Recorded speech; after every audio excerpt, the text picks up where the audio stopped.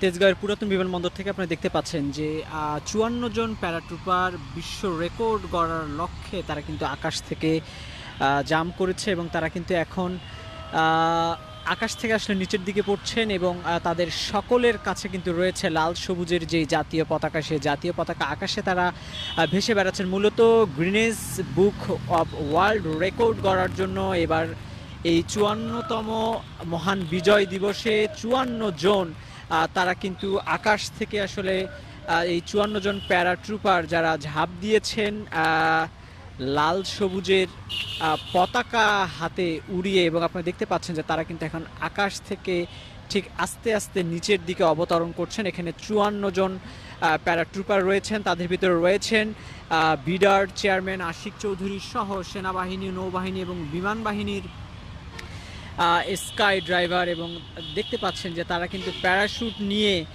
তারা আকাশ থেকে আসলে নিচের দিকে নেমে আসছেন আস্তে আস্তে। এবং এখানে সর্বমোট ৫৪ জন রয়েছেন। স্বাধীনতার এই ৫৪ বর্ষপূর্তিতে এই ৫৪ জন প্যারাট্রুপার তারা কিন্তু ঠিক রেকর্ড গড়ার লক্ষ্যে আকাশ থেকে ঝাঁপিয়েছেন প্যারাশুট নিয়ে। এবং আপনাদেরকে আমরা দেখানোর চেষ্টা করছি তেজগাঁওয়ের পুরাতন বিমানবন্দর এলাকা থেকে। আপনি নিশ্চয়ই দেখতে পাচ্ছেন যে এখানে সেই প্যারাশুট নিয়ে যেই ৫৪ জন প্যারাট্রুপার তারা কিন্তু ঠিক নিচে নেমে আসছেন। আপনাদেরকে যদি আরেকটু কাছ থেকে দেখানোর চেষ্টা করি, এই মুহূর্তে আকাশে কিন্তু যেই লাল সবুজের ৫৪টি পতাকা নিয়ে যেই বিশ্ব রেকর্ড গড়ার যে লক্ষ্যে যে জাম্পিংটা শুরু হয়েছিল সেটি কিন্তু শেষ পর্যায়ে এখন চলছে। ঠিক অবতরণের মুহূর্তে আপনারা দেখতে পাচ্ছেন যে লাল সবুজের পতাকা নিয়ে সেই ৫৪ জনের স্কাই ড্রাইভার যারা প্যারাট্রুপার তারা কিন্তু আসলে নিচের দিকে নেমে আসছেন এবং তাদের সকলের কাছেই কিন্তু সেই লাল সবুজের পতাকা রয়েছে। মূলত বিশ্বের বুকে প্রথম নিজ দেশের জাতীয় পতাকা নিয়ে একসাথে এতজন প্যারাট্রুপার সেই পতাকা উড়িয়ে যেই স্কাই ড্রাইভিং করছেন এটি কিন্তু প্রথম, এবং গ্রিনেস বুক অফ ওয়ার্ল্ড রেকর্ডে এটি কিন্তু রেকর্ডভুক্ত হতে যাচ্ছে। সেই লক্ষ্যে ইতিপূর্বেই প্রধান উপদেষ্টার কার্যালয় থেকে জানানো হয়েছিল যে স্বাধীনতার ৫৪ বর্ষপূর্তি উপলক্ষে ৫৪ জন প্যারাট্রুপার তারা কিন্তু স্কাই ড্রাইভিং করবেন, এবং সেটির চিত্র কিন্তু আপনারা দেখতে পাচ্ছেন যে আমরা আপনাদেরকে সরাসরি যুক্ত করেছি রাজধানীর তেজগাঁওয়ের যে পুরাতন বিমানবন্দর রয়েছে সেই পুরাতন বিমানবন্দর থেকে। এর পূর্বে কিন্তু এখানে তিন বাহিনীর যে বিশেষায়িত ফাইটার জেট এবং হেলিকপ্টারগুলো রয়েছে সেগুলো কিন্তু বিভিন্ন প্রদর্শনী দেখিয়েছে, অর্থাৎ তারা কিন্তু লাল সবুজের রঙে রাঙিয়ে তুলেছিল এই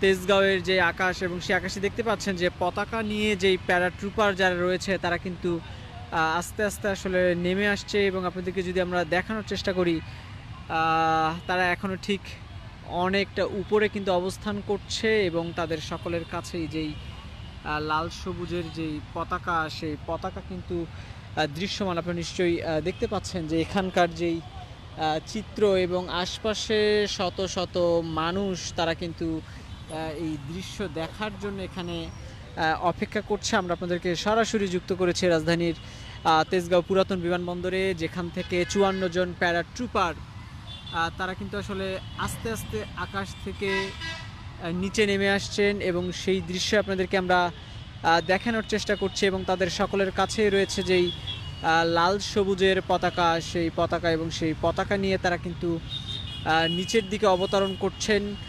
এবং মূলত তারা নিজ দেশের যেই জাতীয় পতাকা নিয়ে একসাথে যেই স্কাই ড্রাইভিং এটি কিন্তু বিশ্বের ইতিহাসে এবারই প্রথম।